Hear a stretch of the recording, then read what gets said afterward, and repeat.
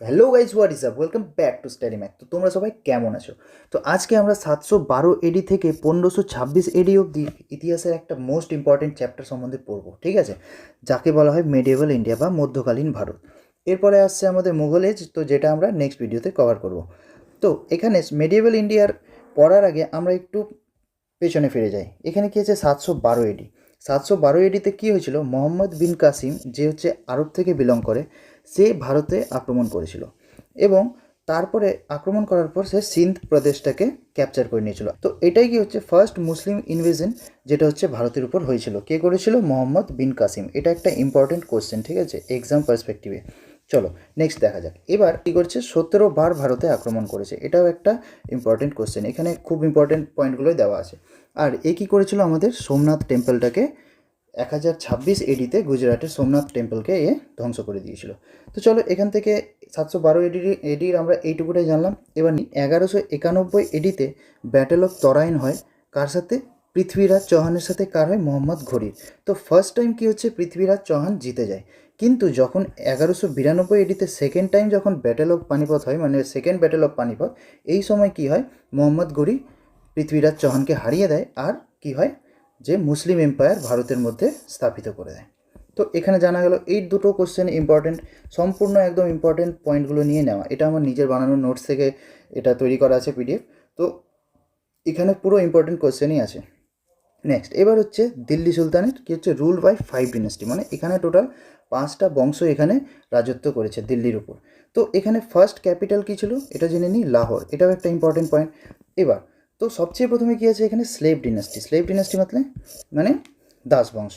তো দাস বংশর এখানে 1206 থেকে 1290 এডি অবধি দাস বংশ এখানে দিল্লির উপর রাজত্ব করেছে। তো প্রথম ফাউন্ডার কে ছিল? কুতুবুদ্দিন আইবক। দাস বংশের ফাউন্ডারকে কুতুবুদ্দিন আইবক। এ কী করতো, একে বলা হতো লাক বক্স, ঠিক আছে, গিভার অফ লাক্স। ওনার আর্কিটেকচার, এ কী করেছে, এ কী বানিয়েছে? আড়াই দিন কা ঝোপড়া বানিয়েছে। এটা ইম্পর্টেন্ট কোশ্চেন আজমেনের মধ্যে। তার মিনারের নির্মাণ কার্য শুরু করে, ঠিক আছে। এবার কার জন্য করেছিল সেটা? সুফি সেন্ট খ্বাজা কুতুবুদ্দিন বখতিয়ার কাকির উপরে, মানে তার জন্য এইটা বানানো স্টার্ট করে। এবার এ কী করছে, 1210 খ্রিস্টাব্দে এ মারা যায়। কী জন্য? পোলো খেলতে গিয়ে মারা যায়, যাকে চৌগানও বলা যায়। তো এটাও একটা ইম্পর্টেন্ট পয়েন্ট, ঠিক আছে, এই যে কুতুবুদ্দিন আইবক কী জন্য মারা যায়। চলো এবার নেক্সটটা দেখে নিই। নেক্সট কী আছে আমাদের, ইলতুৎমিশ। ইলতুৎমিশ রিয়েল ফাউন্ডার, মানে দাস বংশের আসল ফাউন্ডার কে হচ্ছে ইলতুৎমিশ।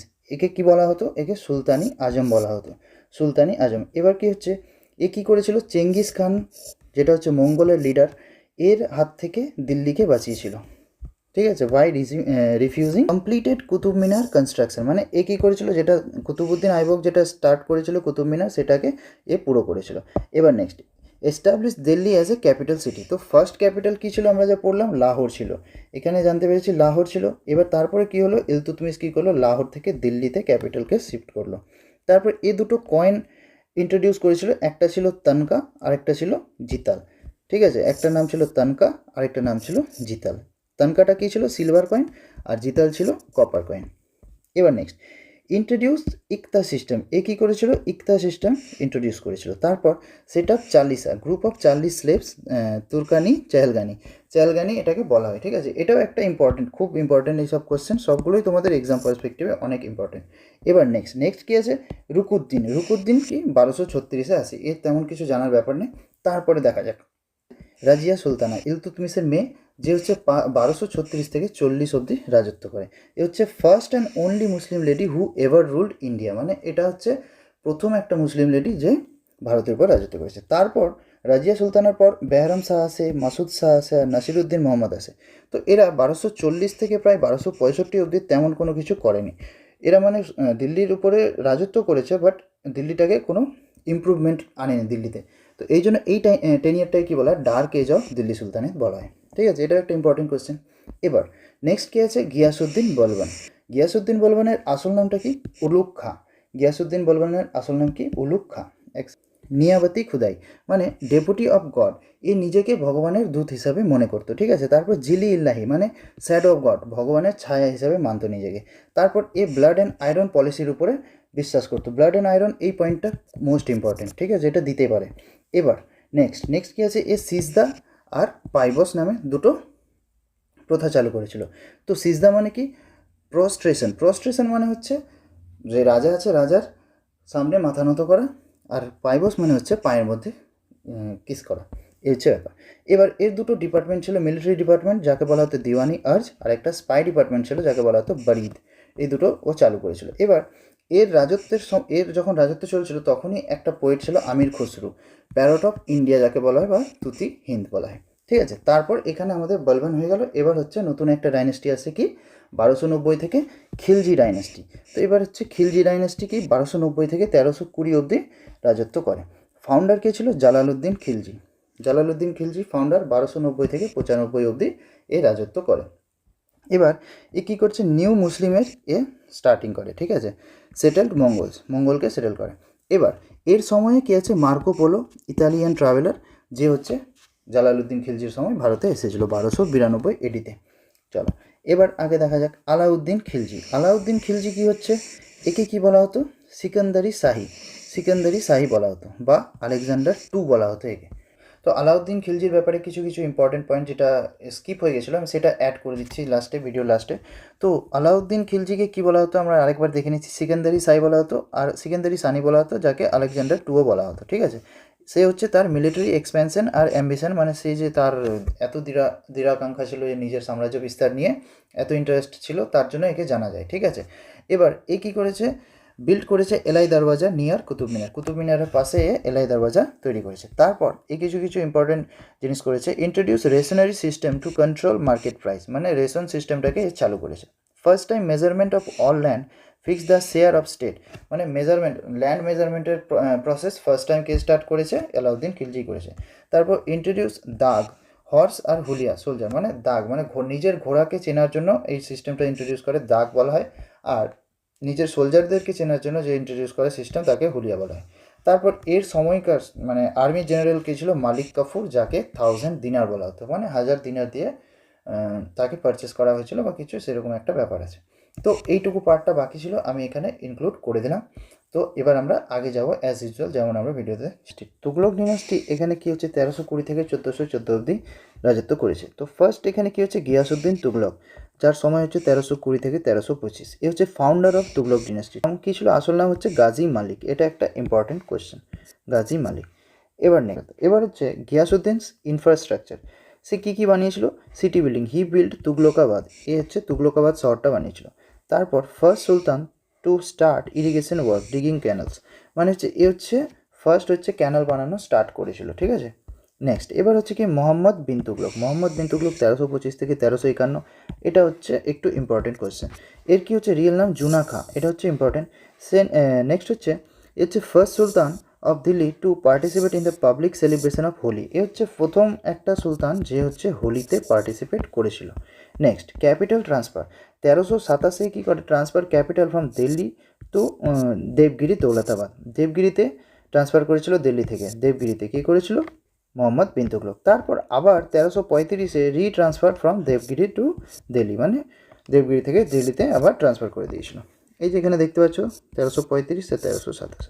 তো এবার অ্যাডমিনিস্ট্রেটিভ এক্সপেরিমেন্ট কী করেছিল, এ কারেন্সি ইন্ট্রোডিউস টোকেন কারেন্সি, এ হচ্ছে প্রথম টোকেন মানে কয়েনের মতো কারেন্সি এ স্টার্ট করেছিল।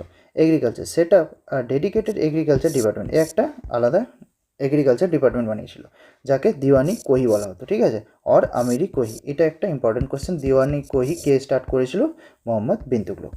তারপর এর সময় কি হচ্ছে ফরেন ট্রাভেলার ইবনে বতুতা, এ হচ্ছে ফরেন ট্রাভেলার যে মরক্কো থেকে এসেছিল, সে হচ্ছে এর টাইমে এসেছিল। তারপর এ কী লিখেছিল কিতাবুল রেহেলা, এটা মোস্ট ইম্পর্টেন্ট কোয়েশ্চেন, কিতাবুল রেহেলার রাইটারটাকে ইবনে বতুতা, যার বাড়ি কোথায় মরক্কো, ঠিক আছে।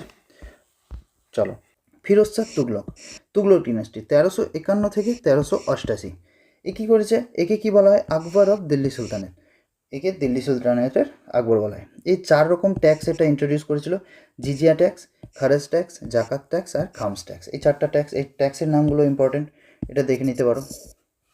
নেক্সট তারপর ইনফ্রাস্ট্রাকচারে কী করেছিল, constructed large number of canals, এ হচ্ছে অনেকগুলো ক্যানাল বানিয়েছিল ইরিগেশনের জন্য, ঠিক আছে। তারপর অশোকান পিলারকে তাপরা মিরট থেকে দিল্লিতে ও ট্রান্সফার করেছিল। অশোকান পিলারকে যদি কেউ জিজ্ঞাসা করে যে কোশ্চেনে যদি আসে যে অশোকান পিলারকে কে ট্রান্সফার করেছিল দিল্লিতে, তাহলে কী হচ্ছে আমাদের অ্যান্সার ফিরোজ শাহ তুগলক। তারপর এ হচ্ছে ফিরোজাবাদ বানিয়েছিল, তারপর জৌনপুর বানিয়েছিল, হিসার, ফতেহাবাদ এগুলোও বানিয়েছিল। তারপর এর অটোবায়োগ্রাফিকে কি বলা হয়? ফতুহাত ই ফিরোজ শাহী, এটা হচ্ছে ফিরোজ শাহ তুগলকের অটোবায়োগ্রাফি।